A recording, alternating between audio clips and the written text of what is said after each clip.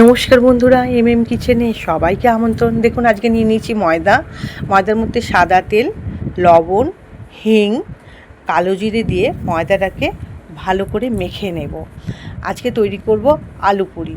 ময়দাটাকে মেখে নিয়ে ময়দাটা কিছুক্ষণের জন্য রেস্টে রেখে দেব।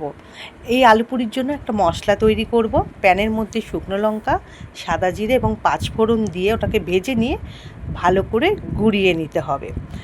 এই আলু পুরির জন্য যে আলুটা সেদ্ধ করে রেখেছিলাম সেটাকে পেস্ট করে নেব।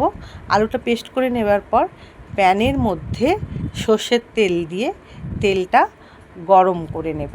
তেলটা গরম করে নেবার পর ওর মধ্যে কাসুরি মেথি, হিং এবং টমেটো দিয়ে একটু নাড়াচাড়া করে এবার ওর ওপর যে আলুটা পেস্ট করে রেখেছিলাম সেই আলুটা তুলে দেব।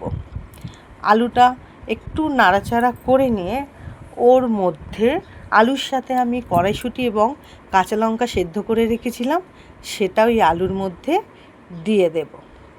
এইবারে আরও কিছু উপকরণ আছে যেমন বাদাম, কাঁচা লঙ্কা এবং ধনেপাতা, সেটা তুলে দেব।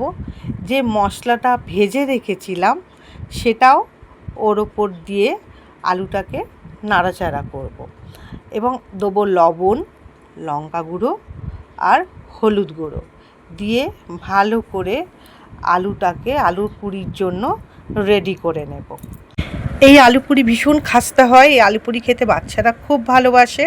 এবারে দেখুন যে ময়দাটা মেখে রেখেছিলাম, লেচি কেটে নিয়ে একটা একটা করে বেলে নিয়ে তার মধ্যে আলুর পুর দিয়ে চারপাশ থেকে মুড়ে নিয়ে ভালো করে ঘুরিয়ে একটা করে পুরি আমরা রেডি করে নেব।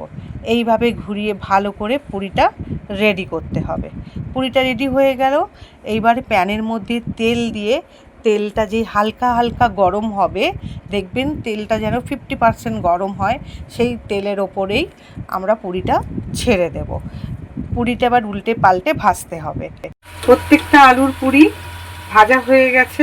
এবার আমি একটা একটা করে তুলে নেব। আপনাদের দেখাই পুরিটা কত ক্রাঞ্চি হয়েছে। দেখুন খুব ক্রাঞ্চি হয়েছে প্রত্যেকটা পুরি। দেখুন, দেখেছেন, একদম ক্রাঞ্চি আলুর পুরি। ভালো লাগলে একটা লাইক আর একটা সাবস্ক্রাইব করে দেবেন। সবাই ভালো থাকবেন।